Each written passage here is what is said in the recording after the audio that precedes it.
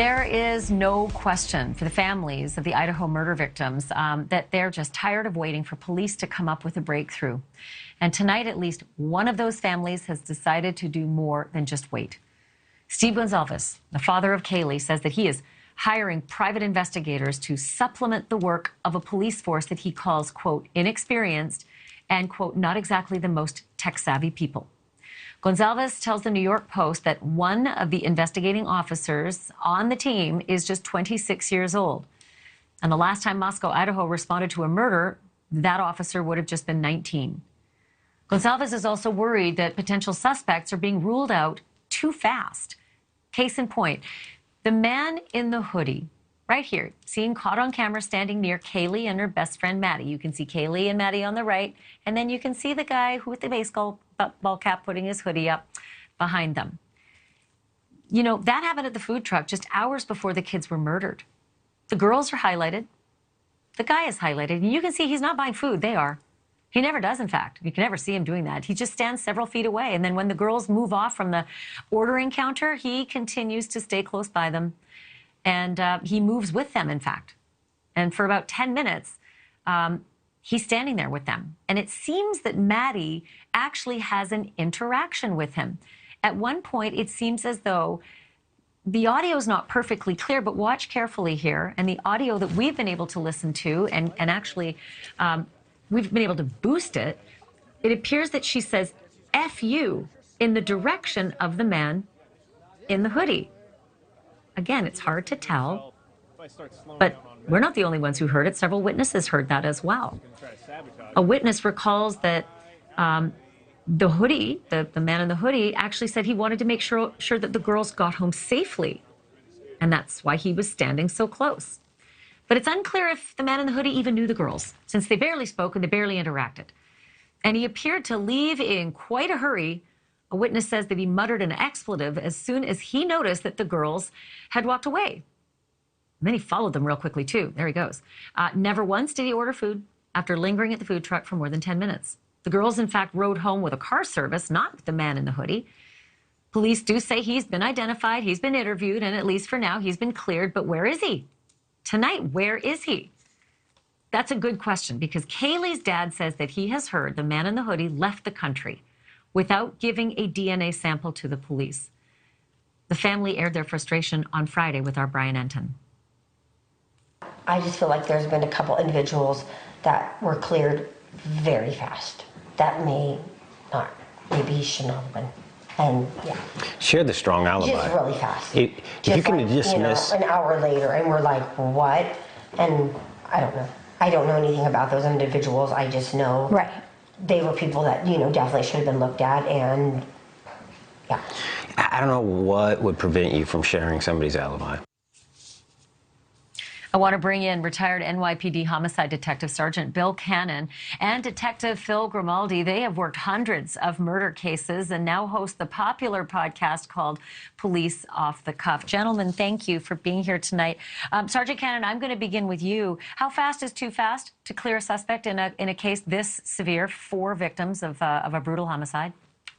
I think that there's a mistaken point that they're thinking that someone is cleared. You can always bring someone back in if evidence and other people's or witnesses tell you that the person is involved. You have to be careful of pushing too hard on someone that you're interviewing, because they can always lawyer up and then the interview is over. So they can still peripherally conduct the investigation and determine that the person is cleared. The person's never cleared until the investigation or there's an arrest made. So I think that they're erring on this, that he's cleared. They can always bring him back in if they have evidence against him. So, Detective Grimaldi, jump in on that and tell me about, the kinds of alibis that would have the police say publicly so soon in the case, nope, nothing to see here. I found it odd. I've covered a lot of murders too, and I'm used to the public saying, everyone's under umbrella of suspicion. Absolutely. I think that the fact that he did interact with those people around that food truck, he was probably pretty easily to identify and interview. Perhaps he did have a concrete alibi. Let's say he was on videotape somewhere. Someone said, or it was reported, that he drove 5 hours to a relative's home. Did his cell phone travel that 5 hours? Did they clear him with that? Just because a person gives a story doesn't mean that we're going to buy it right away. We're going to try and corroborate it, whether it be through technology, cell phone cameras. If I find the person that the person who the hoodie guy says he was with, I want to talk to that person. I want to ask them, was he with you? What was the amount of time that he was with you? Is there any way to corroborate that you're telling the truth? Is there a video camera? Do you have a Ring doorbell camera? Those are the type of things that I think I would be looking for. And I have to piggyback what Bill just said. 100%. Just because he's been cleared does not mean if further evidence is developed or interviews point at this particular individual, doesn't mean he can't be put back into the suspect list. Does it mean anything, Bill, that the family of Kaylee Goncalves has heard and learned in some way that he is out of the country now, and that he had not submitted DNA? It would seem to me, if you're going to clear someone, you'd say, spit in the cup on your way out. Nothing personal, but we'll clear you, but just give us what we need to cross our T's and dot the I's. We had recommended early on in this investigation that every single person they interviewed, they asked for voluntarily to swab for DNA and to take major case fingerprints, because also down the road, they may need elimination DNA and elimination fingerprints when they do arrest someone. So if this case goes to trial, because a clever defense attorney will be pointing at all the different fingerprints and DNA that's inside that house. So, Phil, private investigator. I know that doesn't always bode well for officers who are working one tack and private investigators who are working another tack. I get it, why the families feel that they need some added heft here. But being a former detective, what does it say to you? How hard does it make your job, or does it help? I understand the frustration of families. I can't even imagine what they must be going through.